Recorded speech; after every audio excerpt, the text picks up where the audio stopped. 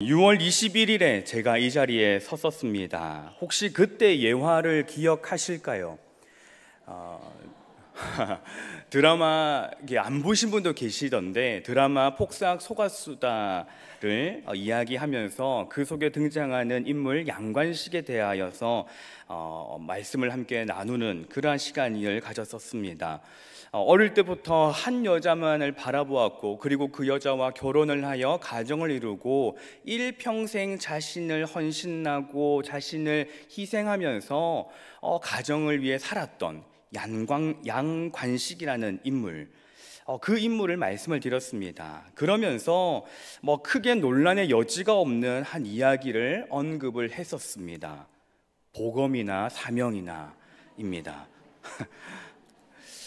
그 후에 저희 교회 목사님들께서 좀 도전을 받으셨는지, 외적인 것, 내적인 것에 다양한 방면으로 도전을 받으셨는지, 이 자리에 계시지는 않지만은 이 거제의 보아스도 나타나고 매력이 있다 하시면서 매력을 어필하는 일도 있었습니다. 자, 그런데 여러분, 보아스 성품도 좋고 믿음도 좋고 다 좋을지 모르지만 어떻게 생겼는지 모릅니다. 매력, 너무나도 주관적인 거지요. 그러나 복음이는 어떻습니까? 박복음을 잘 혹시 모르시는 분이 계실까봐 말씀을 드리는데, 우리 노 권사님, 집사님, 장로님 그 세대에 신성일, 알랭들롱 같은 그 인물이 박복음입니다. 그런 복음이나 사명이나 입니다. 오늘의 말씀은 참 말도 안 되는 농으로 시작을 하고 있습니다. 그러나 마가복음의 시작은 그러한 농이 아니라 아주 위대한 선포로 마가복음은 시작을 하고 있습니다. 우리 마가복음 1장 1절의 말씀을 같이 한번 읽어보겠습니다. 하나님의 아들 예수 그리스도의 복음의 시작이라. 아멘. 마가복음은 이렇게 위대한 선포를 하면서 마가복음을 통하여서 예수를 접하게 될 독자들에게 예수님께서 하나님의 아들이라는 사실을 분명하게 알려주며, 그 하나님의 아들 예수가 고난과 섬김을 통해 인류 구원을 이루는 그리스도 메시아임을 깨닫게 합니다. 그래서 마가복음은 하나님의 아들 예수 그리스도를 그려내는 동시에 고난받는 종으로 표현을 하고 있습니다. 마가복음을 나누고자 하면은 여러 부분으로 나눌 수 있겠지만은 크게는 두 부분으로 나눕니다. 1장부터 8장 26절까지, 그리고 8장 27절부터 마지막 16장까지로 나뉘어집니다. 1장부터 8장 26절까지는 예수님의 능력과 정체성을 보여줍니다. 그래서 8장 26절 이전의 말씀을 읽어보시면 거기에는 예수님이 어떠한 분이신지, 어떠한 능력을 가지고 계신지가 기록되어 있습니다. 복음을 전파하시고 제자들을 부르시며 아픈 사람, 귀신 들린 사람을 고치시며 5,000명을 먹이시고 4,000명을 먹이시는 놀라운 권능이 있는 하나님의 아들로 기록되고 있습니다. 그리고 8장 27절부터는 베드로의 신앙 고백, 예수님을 향한 고백을 통하여서 마가복음의 전환점이 됩니다. 여기서부터는 예수님이 가지신 권능은 나타나지 아니하고 예수님의 가르치심, 고난과 죽음, 고난받는 종에 대하여서 그려지기 시작을 합니다. 고난과 죽음에 대한 본격적인 가르침을 가르치시기 전에 예수님은 먼저 제자의 삶, 제자도에 대해 말씀하십니다. 이미 예수님을 따르는 많은 사람들이 있었습니다. 예수님이 하시는 일들을 보았고 권능을 보았고 놀라운 일들을 경험한 사람들이 예수님 주변에 이미 많이 있었습니다. 그리고 예수님께서 부르신 12 제자도 예수님과 함께 있었습니다. 아니, 그렇다면 굳이 제자도에 대해서 말씀하지 않으셔도 될 것 같은데 8장 27절부터 예수님은 제자도에 대해 분명하게 말씀하십니다. 예수님은 섬김을 받으려 함이 아니라 도리어 섬기려 한다라는 것을 알려주시기 위해 분명하게 그리고 반드시 제자도를 알려주셔야 했습니다. 교회와 신앙생활에서 제자됨은 아주 중요합니다. 예수님과 제자는 떼어놓고 생각할 수 없습니다. 그렇다면 제자는 누구이고 무엇입니까? 스승의 가르침을 받는 사람을 제자라고 합니다. 스승을 따르는 사람을 제자라고 합니다. 선생을 따른다라는 것은 선생의 가르침과 가치, 행동 등을 배워가고 그것을 나의 것으로 여기며 살아가는 사람입니다.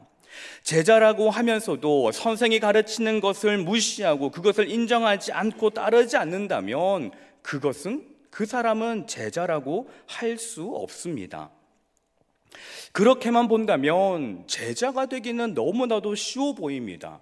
그냥 선생이 하는 대로 따라가고 그것을 그냥 내 것으로만 받아들이면 되니 제자가 되는 것이 얼마나 쉬워 보입니까? 29절의 말씀을 우리 한번 같이 읽어보겠습니다. 29절입니다. 또 물으시되 너희는 나를 누구라 하느냐? 베드로가 대답하여 이르되 주는 그리스도시니이다 하매. 아멘. 예수님께서는 이미 제자들에게 먼저 사람들이 나를 누구라고 하느냐라고 물어보십니다. 그리고 제자들의 대답을 들으신 뒤에 제자들에게도 똑같이 그렇다면 너희는 나를 누구라고 하느냐라고 물어보십니다. 그리고 거기에 베드로의 고백이 나오지요. 주는 그리스도시니이다. 이 고백은 베드로의 고백이기도 하지만은 제자들이 가지고 있는 생각입니다. 제자들도 예수님과 함께 3년이라는 그 시간을 동행하고 함께 먹고 자면서 예수님이 어떤 분이신지에 대해서 점점 깨달아가기 시작했습니다.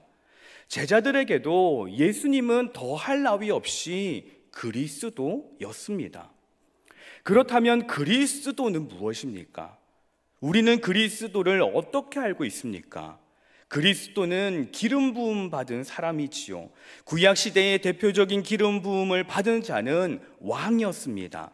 이것이 신약으로 넘어오면서 그리스도는 이스라엘을 구원할 하나님께서 보내신 왕을 의미하게 되었습니다. 당시 유대인들에게는 왕, 그리스도는 정치적 해방자, 군사적 승리자였습니다. 자신들이 지금 로마로부터 압제를 당하고 고통을 당하고 있는 그때에 놀라운 메시아 그리스도 왕이 와서 그것을 해방시켜줄 왕이었다라는 것입니다. 이러한 유대인들의 생각을 베드로와 제자들도 가지고 있었습니다.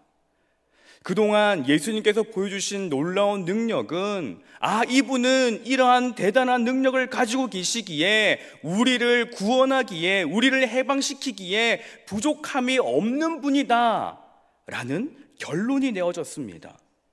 그래서 베드로의 주는 그리스도십니다 라는 그 고백은 우리가 생각하고 있는 그 그리스도와는 조금 다릅니다. 베드로와 제자들은 예수님을 군사적, 정치적 해방자, 군사적 승리자로 오해하고 있었습니다. 그렇게 우리를 로마로부터 해방시켜줄 그리스도로 그렇게 믿고 있는데 예수님은 제자들의 입장에서는 별로 믿고 싶지 않은 말을 하십니다. 우리 31절도 같이 한번 읽어보겠습니다. 31절입니다. 인자가 많은 고난을 받고 장로들과 대제사장들과 서기관들에게 버림받아 죽임을 당하고 사흘 만에 살아나야 할 것을 비로소 그들에게 가르치시되. 아멘.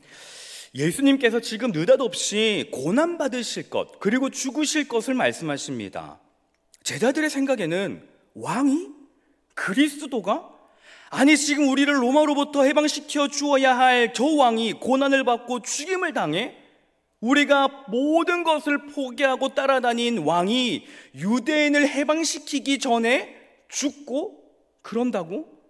하늘의 권능을 가진 왕이, 자신들을 구원해야 할 왕이 고난을 받고 죽임을 당한다라는 그 이야기를 들은 제자들은 부정하고 싶었을 것입니다.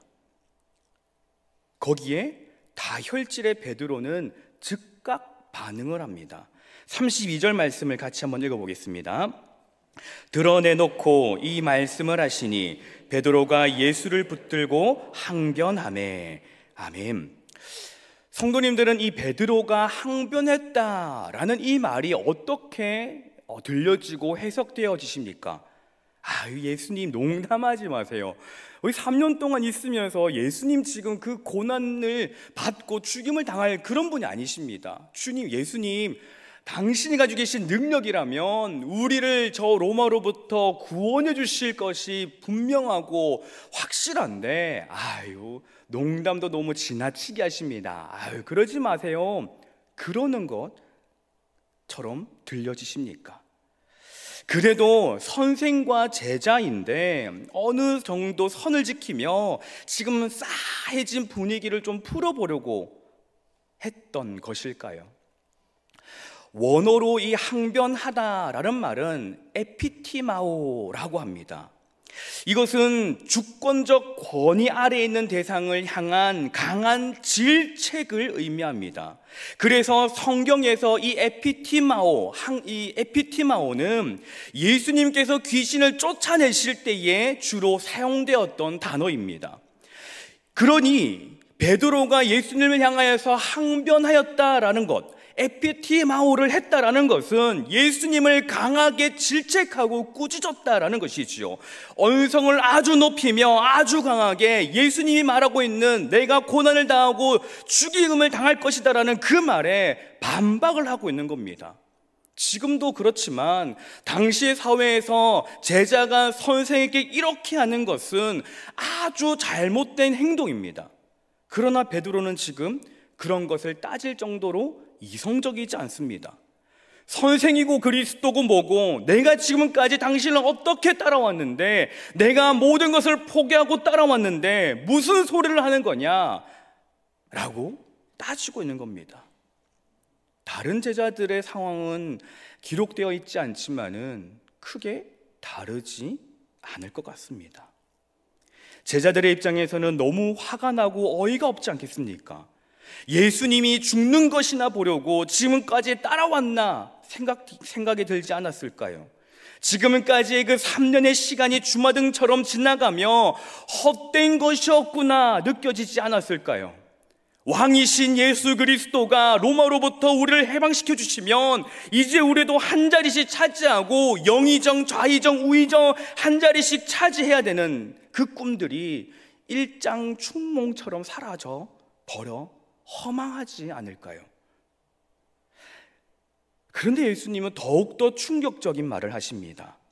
34절 말씀을 같이 한번 읽겠습니다.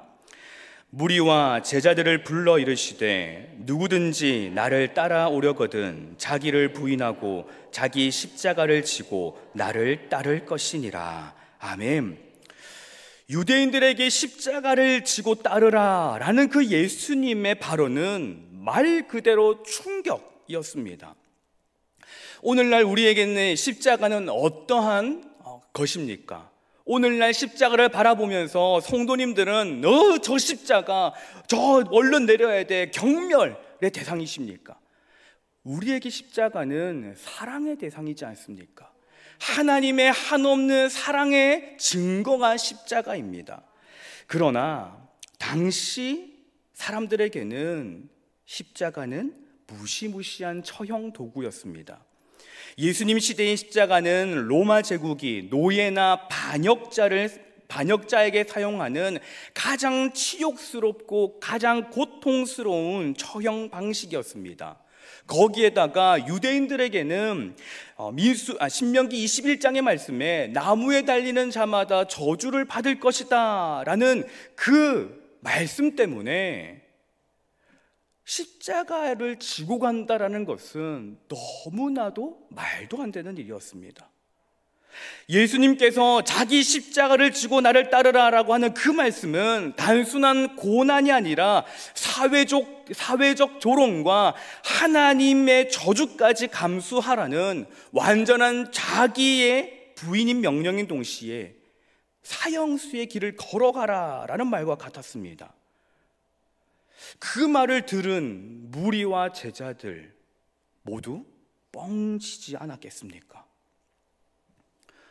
내가 예수님을 따라온 이유가 이게 아닌데, 내가 예수님을 따라왔던 이유는 내가 성공하기 위해서였는데, 내가 예수님을 따랐던 이유는 내가 잘 되기 위해서였는데, 내가 예수님을 따랐던 이유는 잘 먹고 잘 살기 위해서였는데, 내가 예수를 따라왔던 이유는 복을 받고 인생 역전을 하기 위해서였는데 십자가를 져야 한다고, 사형수의 길을 걸어가야 한다고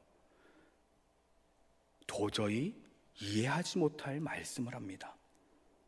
그리고 예수님을 따르고자 하던 무리들, 예수님의 제자가 되고자 했던 그들도 머뭇거렸을 것입니다. 제자가 무엇인지를 다시 한 번 더 생각해 봅니다. 앞에서 말씀드렸던 것과 같이 제자는 스승의 가르침을 받고 가르침을 따르는 사람입니다. 정말로 예수님의 제자가 되어 예수님을 따르기로 했다면 예수님께서 고난을 받고 죽임을 당할 것이라는 말씀 또한 그대로 받아들여야 하지 않았을까요? 그러나 예수님을 따르기로 한 제자들은 예수님을 따르기보다는 예수님을 인생 역전의 수단, 성공적인 삶의 도구로 사용하고자 했습니다.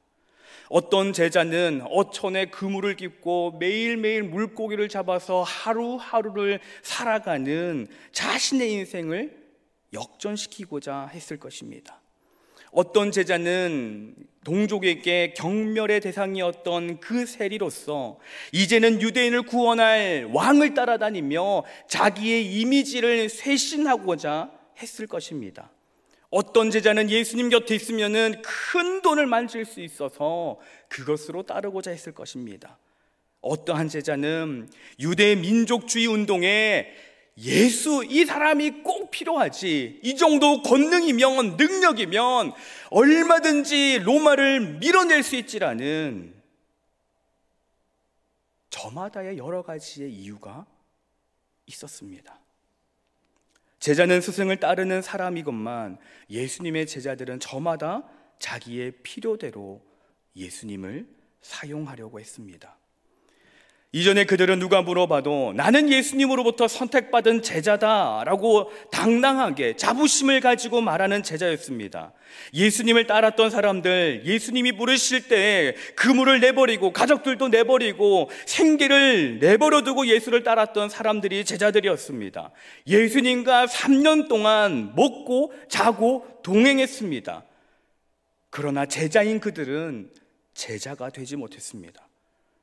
모든 것을 내버려두고 예수님과 함께했던 3년 동안 그들은 실질적으로 예수님을 따르는 제자가 되기보다 자기 욕심과 목적에 따라 예수를 사용하려 했습니다. 누가 높으냐를 이야기했고 나중에 어떠한 자리를 차지할 것인가를 이야기하던 그들이 그리스도가 고난을 받고 죽을 것이라는 말에 분노했습니다. 이제 더 이상 나의 필요가 없어졌습니다. 제자들의 모습이 참으로 안타깝지 않으십니까? 예수님이라는 엄청난 분, 아니 엄청난 분이라는 그 말조차도 감히 할 수 없을 정도로 그 무엇으로도 설명되지 아니하는 예수님을 따라가면서도 참 제자가 되기보다는 자기들의 욕심과 목적에 따라 예수를 사용하려고 하는 그 제자들의 모습이 얼마나 안타깝습니까? 여러분, 우리라면 더 잘할 수 있지 않았을까요? 우리가 12제자 중에 한 명이었다면 당연히 달랐겠지 않습니까? 정말 예수님의 제자가 되었을 것이고 예수님의 고난과 죽음에 기꺼이 참여했을 것이고 예수님을 따르는 제자가 되지 않았겠습니까? 주님, 나도 그러면 그 길을 걷겠습니다. 고난의 길이라 해도 죽음의 길이라고 해도 걷겠습니다. 고백하지 않았을까요? 그리고 우리는 실제로 그러한 길을 걸어가고 있을지도 모릅니다. 그런데 그 길을 가는 중에 우리에게 사랑이 있습니까? 고난과 죽음의 길을 가는 중에 이웃을 사랑하라라는 그 말씀을 기억하며 살고 있습니까? 70번씩 7번이라도 용서하라는 말씀으로 우리는 살고 있습니까? 어린아이와 같은 자가 천국에 들어간다라는 것을 알면서도 순수한 믿음보다는 계산적인 믿음을 가지고 있지는 않습니까? 낙타가 바늘 구멍으로 들어가는 것이 부자가 천국에 들어가는 것보다 쉽다는 말씀을 알면서도 물질에 자유롭지 못하지는 않습니까? 너희는 먼저 그의 나라와 그의 의를 구하라는 말씀을 잘 알고 있지만은 먼저 나의 것을 구하는 것이 우리지 않습니까? 화평하라 말씀하신 것을 알지만 화평은 좋은 사람들하고만 하는 것이 되고 있지는 않습니까? 그리고 때로는 복음이 나에게 부끄러운 것이 되고 있지는 않습니까? 주님, 고난의 길 가고 죽음의 길도 마다하지 않겠습니다 라고 하는 그 길 찬찬히 살펴보니 내가 감당할 수 있을 만큼의 고난과 죽지 않을 만큼의 죽음의 길을 가고 있었습니다. 그리고는 말씀하신 것을 제대로 지키지 못하는 삶, 12제자와 다를 바 없는 삶을 우리가 살고 있지는 않습니까? 어쩌면 우리도 예수님을 따르기보다는 사용하려고 하지 않을까요? 제자가 가르침을 받고 가르침대로 사는 사람이라면 우리는 예수님의 제자가 맞습니까? 베드로전서 2장 21절의 말씀을 한번 읽어보겠습니다. 이를 위하여 너희가 부르심을 받았으니 너희를 위하여 고난을 받으사 너희에게 본을 끼쳐 그 자취를 따라오게 하려 하셨느니라. 아멘. 예수님께서는 고난을 받으시고 그 자취를 따라오게 하십니다. 십자가의 고난입니다. 그 길은 지독한 수치와 굴욕, 고난을 감내해야 하는 길입니다. 우리는 예수님의 고난에 기꺼이 동참하고 있습니까? 달라스 윌라드라는 목사님이 뱀파이어 크리스천이라는 말씀을 하셨습니다. 번역하자면 피 빨아먹는 성도라는 것이죠. 이 목사님은요, 뱀파이어 크리스천을 이렇게 설명합니다. 예수님, 당신의 피가 필요합니다. 주님, 내 대신에 십자가에 달려주십시오. 그런데 내 삶에 너무 깊이 관여하지는 마십시오. 나는 내가 원하는 대로 살겠습니다. 뱀파이어 크리스천은 예수님의 구속은 원하지만 그분의 주 되심은 거절하는 성도, 예수님을 구원자로 원하지만 내 삶을 맡겨드리는 것을 원하지 않는 성도를 말합니다. 왜 그렇습니까? 누구든지 나를 따라오려거든 자기를 부인하고 자기 십자가를 지고 나를 따를 것이니라. 이 말씀에 머뭇거리기 때문입니다. 성도인데 제자도에 전혀 관심이 없습니다. 우리가 은혜로 구원받은 것은 너무 감사하지만 동시에 은혜에 취했습니다. 은혜만 있으면 된다라고 생각을 합니다. 은혜만으로 나는 살아간다고 은혜, 더 많은 은혜, 더 큰 은혜를 구하며 살아갑니다.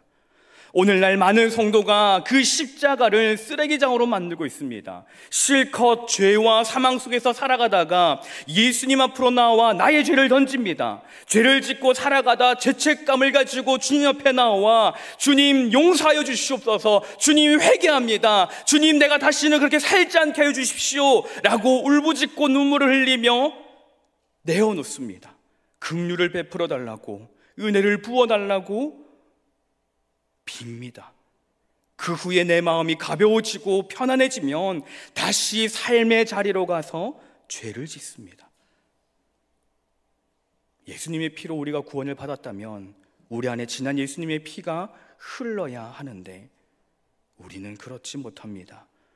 우리의 손길이 닿는 곳마다, 우리의 눈길이 가는 곳마다, 우리의 발걸음이 가는 곳마다 그 보혈이 흘러나와야 되는데 우리는 그 예수님의 피를 나의 죄의 냄새를 없애는 향수로만 사용하고 있지는 않습니까?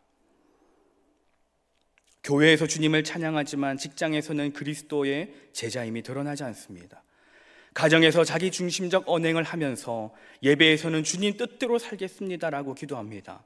사랑하겠다라고 하면서 교회 안에서는 판단이 먼저 나오며 품겠다 하면서 대상을 가립니다. 이것은 여러분의 이야기일지도 모르는 동시에 저의 이야기입니다. 목사라고 말을 하면서 성경을 말하고 기도하고 예배를 드리는데 저의 삶은 그렇지 않음을 발견합니다. 삶의 괴리가 너무 큰 것을 발견하며 목사이기 전에 예수님의 제자가 맞나 생각해 봅니다. 예수님께서 나에게 주신 말씀들이 있고 살으라고 보여주신 본이 있는데 나는 그것을 외면한 채 내가 즐거운 대로, 내가 살고 싶은 대로 내 뜻대로만 사는 것을 보며 그저 은혜만 구하고 복을 구하는 삶은 아니었는지를 돌아보았습니다. 나는 예수님을 따르고 있는가를 묵상해 보니 너무나도 부끄럽게 저는 예수님을 사용하려고 했던 경우가 많았습니다. 성도님들은 어떠하십니까? 정말로 사랑하십니까? 용서하십니까? 이해하십니까? 나보다 먼저 주님을 구하고 내 상황보다 말씀을 따르고 계십니까? 그래서 여러분들은 제자이십니까? 기꺼이 주님을 따르는 제자가 되어 주님의 그 길을 걸어가고 계십니까? 우리는 어쩌면 그 대답에 시원하게 아멘 하지 못할지도 모릅니다. 그 물음 앞에 너무나도 작아지고 부끄러워질지도 모릅니다. 오늘의 말씀은 우리 모두에게 찔림을 줍니다. 그러나 저는 이 말씀이 우리에게 그냥 하나의 찔림으로만 끝나지 않기를 바랍니다. 우리의 오늘 이 말씀을 통하여서 우리는 다시 회복하고 방향성을 잡고 무너진 심령을 세워야 합니다. 더 나아가 제자가 되는 것을 멈추지 말아야 합니다. 주님이 그것을 원하시기 때문입니다. 우리의 연약함이 있음에도, 우리의 부족함이 있음에도, 우리가 아직 죄인 되었을 때에도 주님은 우리에게 사랑으로 다가와 말씀하십니다. 나를 따라오려거든 너를 부인하고 너의 십자가를 지고 나를 따르라. 때론 넘어지고 때로 흔들리고 때론 고통스러워도 너는 나를 따르라. 우리는 믿음과 삶을 살아내는 그게 너무나도 간격이 크다라고 생각을 합니다. 그래서 나는 왜 믿음대로 살아가지 못하나? 나는 왜 믿음이 없나 생각할 때가 있습니다. 주님이 나의 이 모습을 어떻게 보실까 염려하고 걱정하기도 합니다.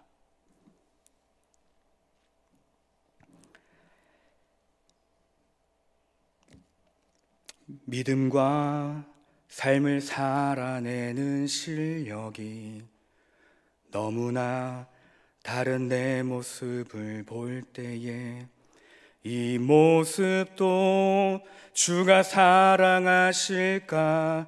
자신 없는 내 모습 그저 주님 앞에 있네. 나 같은 자도 사랑하여 주시고 한 번도 나를 떠나지 않으셨네. 아픔 속에 주를 작게 여긴 날 꾸짖지 않으시고 내 손 잡아주시네. 오직 주님 안에 소망 있네. 내 삶을 통해 영광 받으실 주님, 주님만이 내 모든 것 되시네. 주의 선하심 나 노래하네. 아멘. 어느덧 교회 안에 제자도가 희미해지는 시대가 되어버렸습니다. 은혜와 축복만을 필요로 하는 시대가 되었습니다. 주님의 가신 그 길은 고난은 관심이 없고 주님으로부터 받아낼 것에만 관심 있는 시대가 되었습니다. 그런데 우리 교회 신년교회 성도님들은 너무나도 잘하고 계십니다. 정말로 잘하고 계십니다. 그러나 중요한 것은 지금 잘하고 있는 것이 아니라 끝까지 잘해야 하는 것입니다.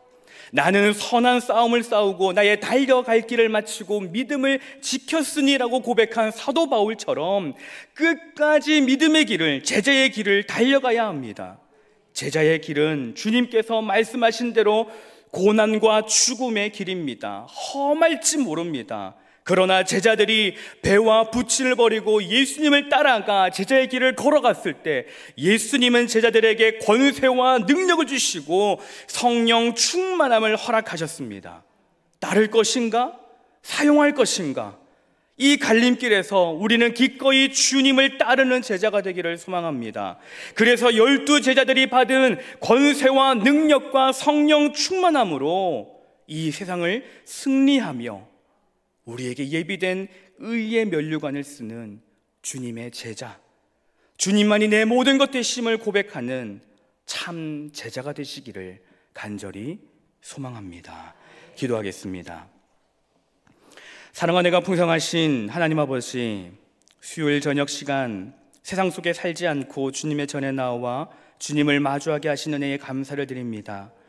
주님의 은혜는 귀하고 놀라운 것이건만 저희는 그 은혜에 취해 제자의 길은 외면한 채 은혜만을 갈구했습니다.